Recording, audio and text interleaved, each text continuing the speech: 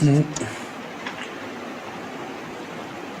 Guys, हमारे एक subscriber के डिमांड पर आज हम एक कंपनी रोज़री बायोटेक का फंडामेंटल एनालिसिस करेंगे शॉर्ट में। रोज़री बायोटेक जो कंपनी है वो बेसिकली एक मार्केट लीडर है, largest manufacturer of textile speciality chemicals in India. Their 3 main products categories are home, personal care and performance chemicals. तो बिज़नेस मॉडल में हम नहीं जाएंगे, हम मोटा मोटा ये जान लेते हैं कि ये कंपनी जो काम करती है वो स्पेशलिटी केमिकल के सेक्टर में काम करती है और काइंड ऑफ मार्केट लीडर भी है। तो जो स्पेशलिटी सेक्टर में जो हेडविंड से में चल रही हैं इंटरनेशनली और सेमी साइक्लिकल काइंड ऑफ ये सेक्टर है, तो प्राइमरीली तो इस कारण से इस कंपनी को थोड़ी समस्याओं का सामना करना पड़ रहा है। तो मॉडल तो हम समझ गए कि सेमी साइक्लिकल है, तो थोड़ा सा इशू है इसमें। कोई भी कंपनी हो ऐसे में केमिकल सेक्टर की थोड़ा जूझ रही है। बाकी हम इसके नंबर से एक बार देख लेते हैं और प्रॉब्लम कहाँ आ रही है थोड़ा सा उसको समझते हैं। मार्केट कैप कंपनी का छोटे मार्केट कैप की कंपनी है, small cap micro cap kind of company है। स्टॉक का PE 37 है, तो ये कंपनी को बहुत सस्ते वैल्यूएशन पे उपलब्ध नहीं है, 37-38 है। डिविडेंड यील्ड प्रैक्टिकली छोटी कंपनी है तो नहीं देती है। रिटर्न ऑन इक्विटी थोड़ा प्रेशर में है, वो हम देखेंगे भी क्यों है, हम ये पॉइंट नोट कर लेते हैं। Operating profit margin speciality chemical के हिसाब से कम है और प्राइस टू बुक ठीक ठाक वैल्यूड है बुक पर। Return on asset to equity, promoter holding 68% is good. तो कुल मिला के हमको एक चीज़ ये लगती है कि यहाँ पे वैल्यूएशंस का एक इशू लग रहा है और हमको इसमें जो रिटर्न्स हैं वो एफिशिएंसी रिटर्न्स हैं वो कम लग रहे हैं। अगर हम कंपनी का शेयर का प्राइस देखें तो ये कब लिस्ट हुई है, 2020 में ये कंपनी लिस्ट हुई है। तो उसके पहले प्राइसेस ऊपर हो गए, फिर नीचे गए, फिर यहाँ पे स्टेबलाइज हो रहा है। यहाँ पे एक बड़ा वॉल्यूम भी है। ओके, और हम इसका PE रेशियो देख लेते हैं। कंपनी का PE रेशियो लिस्ट होने के बाद ऊपर तक गया है, फिर वहाँ से स्टेबलाइज होकर ये कम हो गया। और मीडियन PE जो इसका है वो दैट इज़ 53। हाँ, ये जो बार बने हुए हैं ये इसका अर्निंग पर शेयर है, ये लगातार बढ़ते जा रहे हैं, तो that's a good sign. Stock का प्राइस कम होता जा रहा है और चूँकि अर्निंग पर ये स्टॉक का प्राइस कम होता जा रहा है और अर्निंग पर शेयर चूँकि बढ़ता जा रहा है, इसलिए PE घटता जा रहा है, तो एक अच्छी बात है। लेकिन अब इसके PE को यहाँ पे बॉटम बना लेना चाहिए और उसके बाद फिर एक रैली इसमें आनी चाहिए, तभी ये स्टॉक लेने लायक होगा। अगर इसको हम इसके पीयर से कंपेयर करें तो PE स्पेशलिटी केमिकल्स का हाई होता है, लिंडे, पिडिलाइट, उस हिसाब से ये not so speciality chemical kind of लग रही है। रिटर्न ऑन इक्विटी बाकी सबका हाई है, तो अच्छी कंपनियाँ हैं, और रोज़री का कम है, इसको हम देखेंगे। ये क्वार्टरली है, इसको हम छोड़ के सीधे एनुअल में आते हैं। प्रॉफिट या लॉस स्टेटमेंट या इनकम स्टेटमेंट, तो 500, 600, 700, 1400 यहाँ पर तेज़ी से बढ़े थे सेल्स इसके, और उसके बाद 1600। एक्सपेंसेस भी बढ़े हैं क्योंकि मार्जिन घटा है। जब सेल्स बढ़ रहे हैं यहाँ पर तो इसका मार्जिन घट रहा है। इसका मतलब ये है कि सेल्स जो हैं उनमें रियलाइजेशन जो है वो नहीं आ रहा है, केवल वॉल्यूम ग्रोथ हो रही है, क्योंकि वो फिर रॉ मटेरियल के प्राइस का इशू होगा। टैक्स ठीक है, कुछ भी अनयूजुअल नहीं लग रहा है प्रॉफिट लॉस स्टेटमेंट में, और इनका जो EPS है वो भी ठीक से ग्रो कर रहा है, तो ये अच्छी बात है। सेल्स इधर बीच नहीं बढ़ी है, स्टॉक प्राइस इसीलिए नहीं बढ़ा है, और ROE जो है वो कम है, ठीक है। इन्होंने इक्विटी यहाँ पर डाइल्यूट की, ठीक है। रिजर्व्स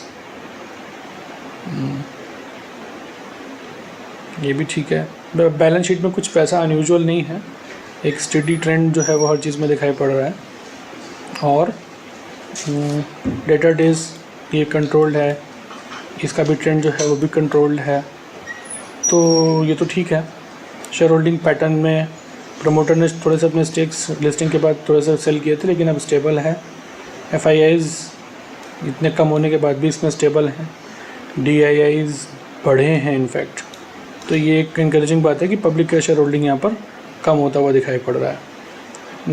तो इसमें रिटर्न कम हुए हैं, और वो चीज़ हम जाकर इसकी कॉल में देखते हैं। तो मैं इसकी कॉल पढ़ रहा था हल्की सी, तो इसमें इन्होंने ये बात लिखी हुई है कि हाँ, इन्होंने ग्रोथ जो टारगेट कर रहे हैं उसके बारे में लिखा है कि कंसोलिडेटेड बेसिस पे इनकी जो ग्रोथ है वो 20% वॉल्यूम ग्रोथ रही है. So if you see an overall consolidated basis, I think I have seen a good volume traction, and that's quite heartening for us, even though a similar kind of growth is not being seen on the top line because of the RM prices softening. वही बात है कि जो हम पढ़ते हैं कि हम वॉल्यूम हम ये देखते हैं कि हम लोग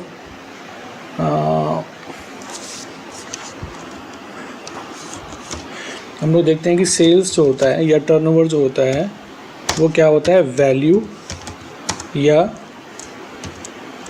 रियलाइजेशंस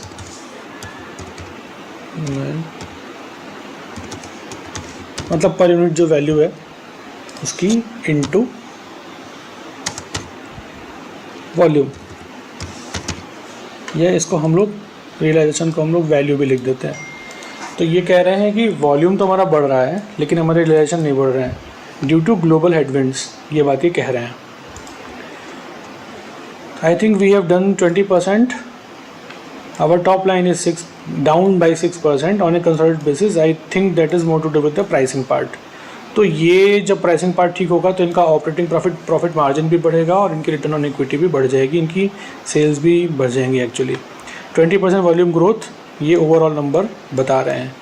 दूसरा जो एक प्रॉब्लम इन्होंने बताया है यहाँ पर वो एक्सपोर्ट्स में बताया है. एक्सपोर्ट साइड में कि जो इनका यूएस और यूरोप का जो इनके जो एक्सपोर्ट्स थे 20% ये एक्सपोर्ट करते हैं, तो वहाँ पर भी इशू आ रहा है. तो बेसिकली कंपनी में ये दोनों इश्यूज़ हैं. तो अगर कंपनी इसको किस तरीके से मैनेज करती है तो कंपनी अच्छा कर सकती है. एक बार इसका चार्ट भी देख लेते हैं. इसका चार्ट देख लेते हैं. ट्रेडिंग व्यू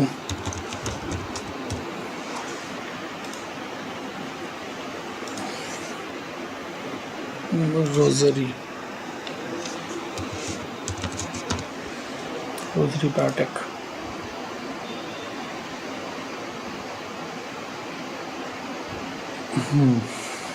ये वॉल्यूम यहाँ पर आया है एक बार, उसके बाद से स्टॉक इसको सपोर्ट कर रहा है.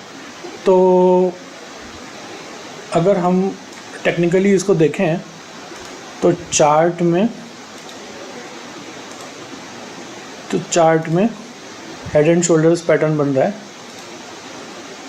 इस तरफ का नहीं है, मतलब ब्रोकन है. तो मुझे लगता है कि जब तक स्टॉक का प्राइस यहाँ इस रेजिस्टेंस को या फिर यहाँ पर एक अच्छी से वॉल्यूम के साथ नहीं तोड़ता है, अगर हम इसको मान लें तो कम से कम पहले तो इसको यहाँ से इसको क्रॉस करना चाहिए एक बार अच्छे वॉल्यूम के साथ इस लेवल को, which is 900, and then also there will be a strong resistance of around 1100-1050.